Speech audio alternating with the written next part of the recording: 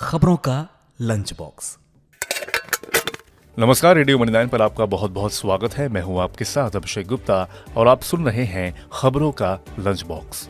दिवाली पर घर खरीदारों के लिए डीडीए क्या लाई योजना, कितना और महंगा हो गया एलपीजी सिलेंडर, गोल्ड की कितनी बढ़ गई डिमांड, बताएंगे आपको। और इसके अलावा भी होंगी बिजनेस और पर्सनल फाइनेंस से जुड़ी कई और बड़ी खबरें। तो चलिए खोलते हैं खबरों का लंच बॉक्स। राजधानी में अपना आशियाना बसाने वालों के लिए अच्छी खबर है। दिवाली से पहले दिल्ली विकास प्राधिकरण यानी कि डीडीए नए डेवलप्ड 32,500 फ्लैटों की योजना लेकर आ रहा है। इसमें EWS flat, LIG flat, MIG flat, HIG flat, super HIG flat से लेकर पेंट हाउस योजना में शामिल हैं। ईडब्ल्यूएस और एलआईजी फ्लैट में 1 कमरे हैं, एमआईजी 2 कमरों के, एचआईजी फ्लैट 3 कमरों के, सुपर एचआईजी 4 कमरों के फ्लैट होंगे। वहीं पेंट हाउस में 5 कमरे होंगे। लोग ऑनलाइन रूप से फ्लैटों में बुकिंग करवा सकेंगे। Online cross border export import transaction के लिए पेमेंट और सेटलमेंट की सुविधा देने वाली इकाइयों को रेगुलेट करने को लेकर बैंकिंग सेक्टर के regulator reserve bank of India ने नियम जारी किए हैं। भारतीय रिजर्व बैंक ने प्रेस रिलीज जारी कर ये जानकारी दी है। आरबीआई के रेगुलेशन के मुताबिक सभी पेमेंट एग्रीगेटर्स जो ऑनलाइन मोड में डोमेस्टिक ट्रांजैक्शन की प्रोसेसिंग की सुविधा प्रदान करते हैं, वे सभी इकाई आरबीआई के सर्कुलर्स के दायरे में आएंगे। सेंट्रल बैंक ने अपने रेगुलेशन में कहा है कि क्रॉस बॉर्डर पेमेंट में हुए डेवलपमेंट को ध्यान में गुड्स और सर्विसेज के एक्सपोर्ट और इंपोर्ट के लिए क्रॉस बॉर्डर पेमेंट की सुविधा देने वाली सभी संस्थाओं को अब आरबीआई के डायरेक्ट रेगुलेशन के तहत लाने का फैसला किया गया है। इसी के साथ खोलते हैं लंच बॉक्स का अगला डिब्बा। नवंबर महीने की शुरुआत महंगाई के झटके के साथ हुई है। प्याज की बढ़ती कीमतों के बीच अब एलपीजी सिलेंडर भी 100 रुपए महंगा हो गया है। 19 किलो वाले कमर्शियल सिलेंडर की कीमत में 100 रुपए से ज्यादा का इजाफा हुआ है। हालांकि घरेलू गैस सिलेंडर की कीमत में कोई बदलाव नहीं हुआ है। इससे पहले 1 अक्टूबर को भी कमर्शियल सिलेंडर की कीमत में 209 रुपए बढ़ाए गए थे और अब ठीक 1 महीने बाद 1 नवंबर को फिर से इसमें 100 रुपए की बढ़ोतरी कर दी गई है। निजी बैंकों में नौकरी छोड़ने वालों की तादाद में बढ़ोतरी देखी जा रही है, जिस पर बैंकिंग सेक्टर के रेगुलेटर भारतीय रिजर्व बैंक के गवर्नर शशिकांत दास की प्रतिक्रिया आई है। आरबीआई गवर्नर ने कहा है कि आरबीआई की बैंकों में नौकरी छोड़ने की दर पर करीबी नजर है।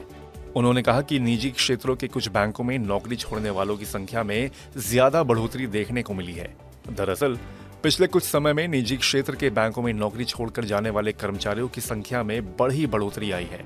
ज्यादा सेल्स टारगेट, ग्रोथ की सीमित क्षमताएं, वर्क प्लेस में सीनियर का खराब व्यवहार, लॉन्ग टर्म आवर्स और प्रमोशन में देरी के चलते बैंक कर्मियों की नौकरी छोड़ने की तादाद बढ़ी है। कीमतों में नरमी और त्योहारी मांग की वजह से भारतीयों ने इस साल की तीसरी तिमाही यानी कि जुलाई सितंबर में 210.2 टन सोना खरीदा है।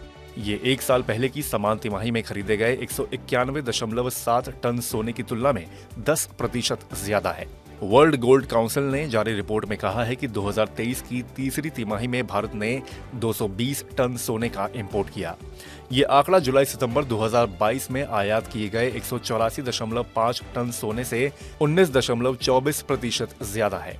WGC के क्षेत्रीय मुख्य कार्यपालक अधिकारी सोम सुंदरम PR ने कहा कि दुनिया में सोने के दूसरे सबसे बड़े उपभोक्ता भारत में सितंबर तिमाही में पीली धातु की कीमतों में नरमी आई है। इससे लोगों में सोने के प्रति आकर्षण बढ़ा है। पॉलिसी बाजार की एक रिसर्च के अनुसार 95% से ज्यादा नई कार खरीदार जीरो डेप्रिसिएशन कवरेज चुनते हैं। केवल नए कार मालिक ही नहीं बल्कि रिन्यूइंग या स्विचिंग करने वाले पॉलिसी धारक भी जीरो डेप्रिसिएशन कवरेज का विकल्प चुनते हैं। 85% से ज्यादा खरीदार कार ओनरशिप के तीसरे साल तक के लिए इस कवरेज को चुनते हैं।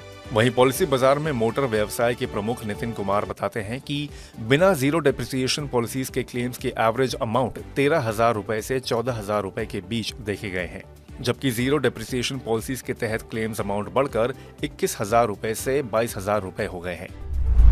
इसी के साथ हम लोग आ गए हैं लंच बॉक्स के आखिरी डब्बे में।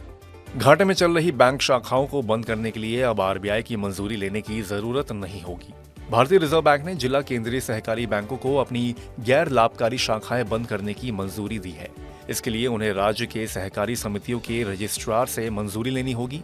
गैर लाभकारी शाखाओं को बंद करने का फैसला उचित कारकों को ध्यान में रखकर होगा। तो खबरों के लंच बॉक्स में फिलहाल आज इतना ही। बाकी बिजनेस और पर्सनल फाइनेंस से जुड़ी और खबरों के लिए आप सभी लोग सुनते रहिए रेडियो मनी 9 और डाउनलोड कर लीजिए हमारे मनी 9 ऐप को। हमेशा की तरह मैं हूं आपके साथ अभिषेक गुप्ता।